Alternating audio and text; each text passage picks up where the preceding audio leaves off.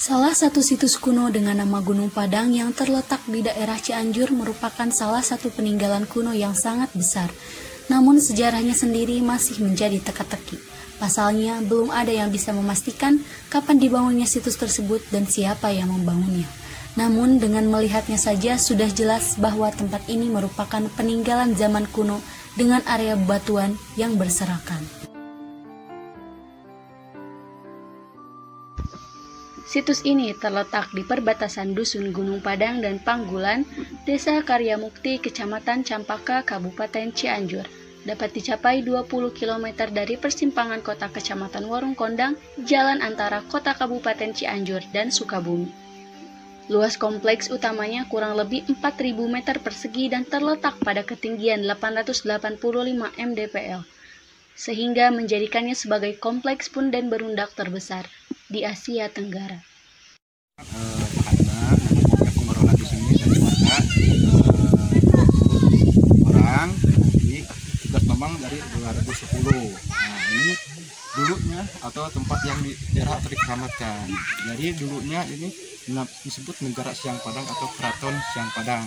Masyarakat sini sih lokalnya batu goong, karena malam-malam tertentu itu terdengar suara goong satu kali cuman tengah malam itu bunyi. Terus ada batu gamelan juga, ada suara gamelan kayak wayang golek gitu, ternyata sumbernya dari sini gitu. Yang tadi di teras bawah berapa Pak? Nah, teras bawah, teras satu. Jadi setiap terasnya ada fungsi-fungsinya, misalkan teras satu ada namanya pembuka lawang atau pembuka pintu. Jadi memasuki suatu tempat daerah itu harus pamit atau izin gitu. Kalau ya orang-orang muslim bilangnya salam.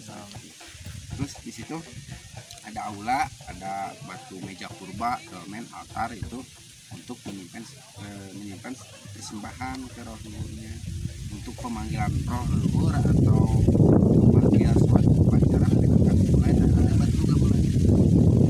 Selanjutnya keluar itu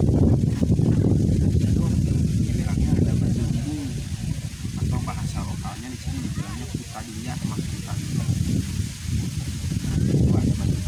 Karena di teras tiganya ada telapak maung sama kijang, jadi ada tahapannya itu diproses dulu lah.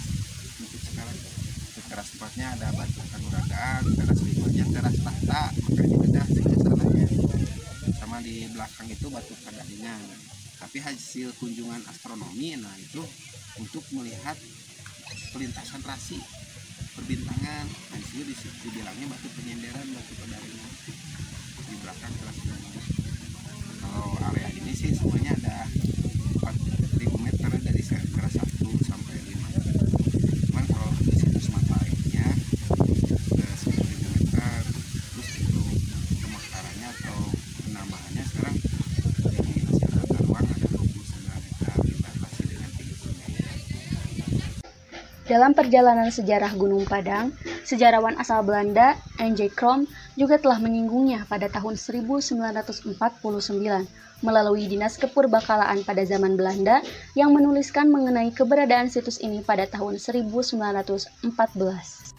Setelah sempat terlupakan, pada tahun 1979 3 penduduk setempat melaporkan kepada Edi selaku penilik kebudayaan Kecamatan Campaka mengenai keberadaan tumpukan batu-batu persegi besar dengan berbagai ukuran yang tersusun dalam satu tempat berundak yang mengarah ke Gunung Gede.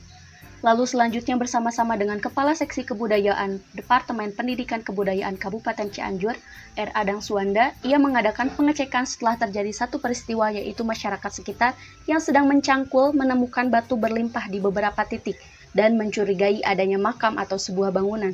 Tindak lanjutnya adalah kajian arkeologi, sejarah, dan geologi yang dilakukan oleh Puslit Arkenas pada tahun 1979 terhadap situs ini.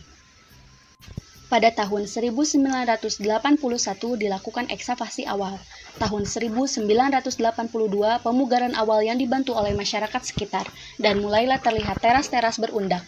Pada tahun 1985 ditemukan tingkatan atau sebuah undakan, dan pada saat itu diresmikan dengan nama Punden Berundak yang dikenal sampai saat ini. Dan pada tahun 1998 pemerintah telah menetapkan situs ini sebagai benda cagar budaya. Status ini menunjukkan bahwa situs ini penting bagi ilmu pengetahuan dan kebudayaan pada umumnya. Dan pada tahun-tahun selanjutnya, beberapa instansi atau perorangan terus melakukan penelitian di situs ini. Pada tahun 2012, staf khusus Presiden membentuk tim terpadu riset mandiri.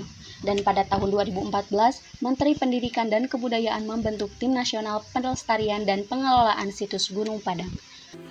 Meski situs ini masih menyimpan teka-teki, tetapi banyak wisatawan yang datang setiap harinya.